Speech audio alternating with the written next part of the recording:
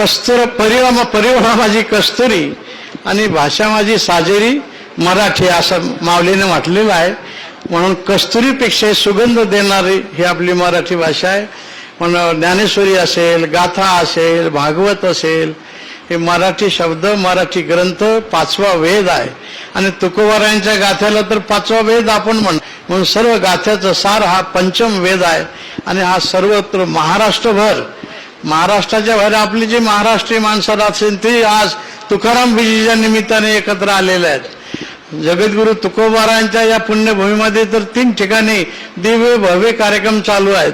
मंदिरात आहे, गाथा मंदिरात आहे आणि भांडारा डोंगराच्या पायथ्याशी आताच महाराज जाऊन आले, उद्धवजी महाराज. खूप मोठ्या प्रमाणात कार्यक्रम चालू आहेत.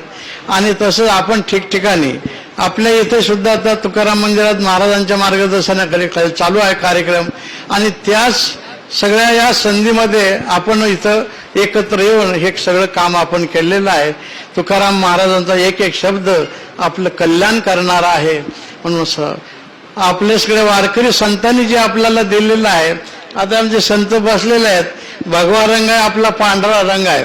पण भगवा हा त्यागाचं लक्षण आहे आणि पांढरा हा स्वच्छतेचं लक्षण आहे.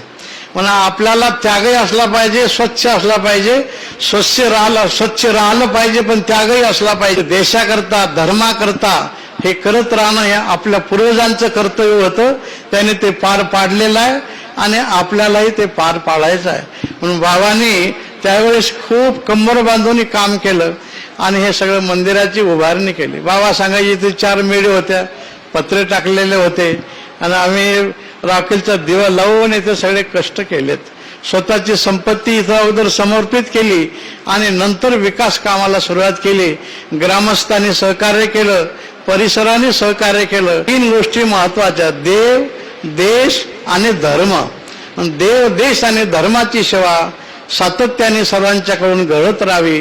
नाहीतर आपण देवाची सेवा म्हणतो, माऊलीला अभिषेक घालायला लागलो, 5 लिटर दूध टाकलं, 5 लिटर दही टाकलं, 1 किलो साखर, त्याच्यामुळे कधी कधी मूर्ती खराब होतात. आणि बाहेर आल्यानंतर 2 तासात ज्ञानेश्वर नावाचा माणूस त्याचा खून केला. मग आपला अभिषेक फुकटच गेला की नाही? आपल्याला मंदिरातल्या माऊलीचा अभिषेक करायचा आहे. पण जे माऊली नावाचा मनुष्य अन्न वाचून, वस्त्र वाचून कुठेतरी उघडा पडलेला आहे, त्याचं अंग झाकायचं आहे, त्याचं पोट आपल्याला भरायचं आहे. हेच माऊलीनं आपल्याला शिकवलेलं आहे. म्हणून हा माऊलींचा संदेश आहे. हे विश्वचे माझे घर, ऐशी मती जयाची स्थिर, किंबहुना चराचर आपण